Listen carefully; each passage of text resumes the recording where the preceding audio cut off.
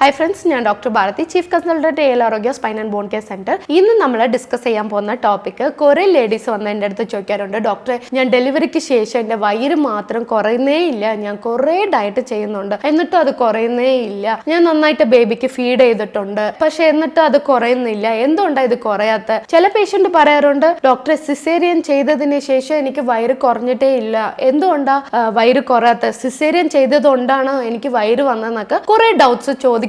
ഇതിന് പിന്നിൽ ഇമ്പോർട്ടന്റ് ആയിട്ടുള്ള ഒരു റീസൺ ഉണ്ട്. അത് പൊതുവെ നിങ്ങൾക്ക് ആർക്കും അറിയാത്ത ഒരു റീസൺ ആണ്. അത് മാത്രമല്ല, ഒരു ഡോക്ടേഴ്സോ ഇതിനെ കുറിച്ച് നിങ്ങൾക്ക് പറഞ്ഞു കൊടുക്കുന്നില്ല. അതാണ് ഇന്ന് ഞാൻ നിങ്ങൾക്ക് പറഞ്ഞു തരാൻ പോകുന്നത്.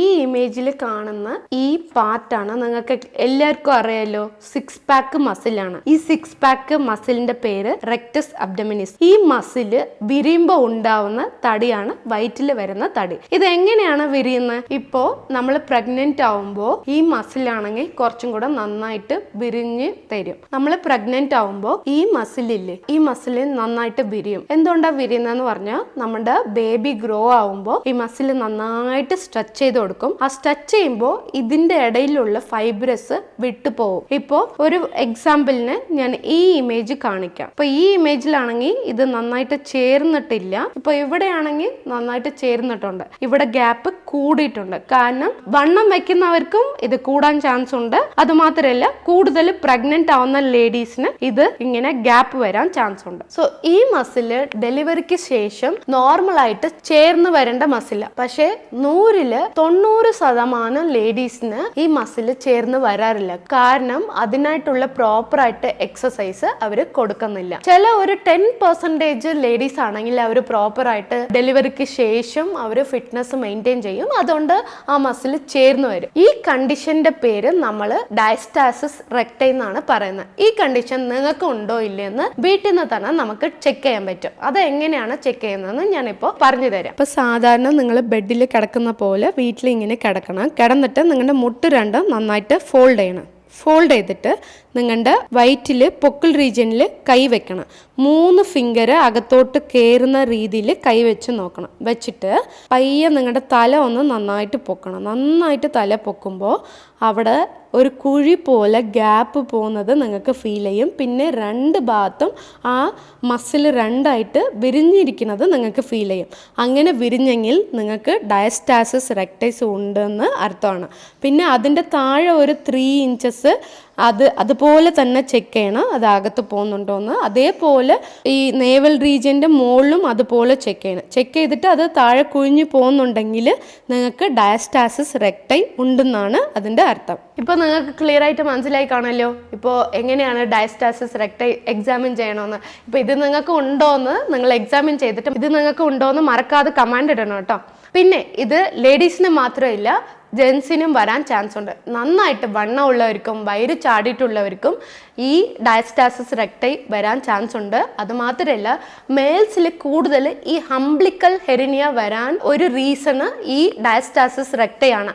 ഈ മസിൽ സ്ട്രോങ് ആയിട്ട് ചേർന്നിരിക്കുകയാണെങ്കിൽ ഹംബ്ലിക്കൽ ഹെറിനിയ വരത്തില്ല. അതുമാത്രമല്ല, ഇപ്പൊ നമുക്ക് ഹംബ്ലിക്കൽ ഹെറിനിയ വന്നിട്ടുണ്ട്, പക്ഷെ നമ്മൾ എക്സസൈസ് ഒക്കെ ചെയ്തിട്ട് ഫിറ്റായിട്ട് ഈ മസിലിനെ ഒന്ന് ടൈറ്റൻ ചെയ്യുവാണെങ്കിൽ ഹംബ്ലിക്കൽ ഹെറിനിയ വന്നവർക്ക് നന്നായിട്ട് കുറയാൻ ചാൻസ് ഉണ്ട്. എൻ്റെ ക്ലിനിക്കൽ എക്സ്പീരിയൻസിൽ ഞാൻ കുറേ പേഷ്യൻറ്റിനെ ട്രെയിൻ ചെയ്തിട്ട് അത് നന്നായിട്ട് ചുരുങ്ങി, ഡോക്ടർ എനിക്കിപ്പോൾ ഹംബ്ലിക്കൽ ഹെറിനിയ നല്ല വലിയ സൈസിലുണ്ടായിരുന്നു, ഇപ്പോൾ നന്നായിട്ട് സൈസ് കുറഞ്ഞെന്ന് കുറേ പേഷ്യൻറ്റ് പറയാറുണ്ട്.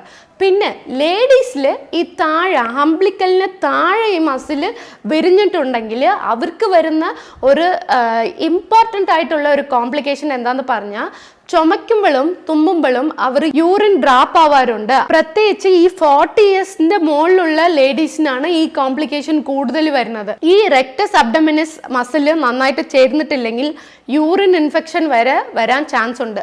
അതുമാത്രമല്ല, ഈ യൂട്രസ് പ്രൊലാപ്സ് വരാനും ഈ മസിലാണ് ഒരു റീസൺ. ഈ മസിൽ സ്ട്രോങ് ആയിട്ട് ഇരിക്കുകയാണെങ്കിൽ യൂട്രസ് പ്രൊലാപ്സ് വരത്തില്ല. അതായത് നമ്മുടെ ഗർഭപാത്രമില്ലേ, അത് ഡെലിവറിക്ക് ശേഷം നമ്മൾ കൂടുതൽ പ്രഷർ കൊടുത്തിട്ട് മസിൽ വീക്കായിട്ട് അത് താഴെ ഇറങ്ങി വരാൻ ചാൻസ് ഉണ്ട്. ഇതുകൊണ്ട് തന്നെ കുറെ ആൾക്കാർ യുട്രസ് റിമൂവ് ചെയ്യാറുണ്ട്, ഹിസ്റ്ററെക്ടമി ചെയ്യാറുണ്ട്. അതുകൊണ്ട് ഈ മസിൽ ഒന്ന് ടൈറ്റ് ചെയ്യുവാണെങ്കിൽ നമുക്ക് ഈ കോംപ്ലിക്കേഷൻ ഒന്നും വരാതെ നോക്കാൻ പറ്റും. സോ ഡോക്ടർ, ഈ മസിൽ നമ്മൾ എങ്ങനെയാണ് ടൈറ്റ് ചെയ്യണമെന്ന് ചോദിച്ചു കഴിഞ്ഞാൽ ഇതിനെ തന്നെ നമ്മൾ പ്രത്യേകിച്ച് ഒരു വീഡിയോ ചെയ്യേണ്ടി വരുന്നു. കാരണം അത്രയും നമ്മൾ വർക്കൗട്ട് വീട്ടിൽ നിന്ന് അറ്റ്ലീസ്റ്റ് മിനിമം എല്ലാ ദിവസങ്ങളിലും ഒരു 10 to 15 മിനിറ്റ്സ് റെഗുലർ ആയിട്ട് ചെയ്യേണ്ട എക്സസൈസ് ഒക്കെ ഉണ്ട്.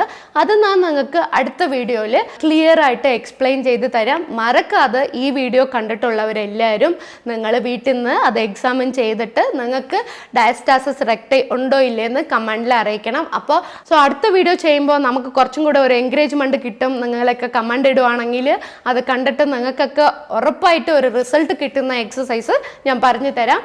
നെക്സ്റ്റ് വീഡിയോയിലേക്ക് കാണാം. Thank you so much.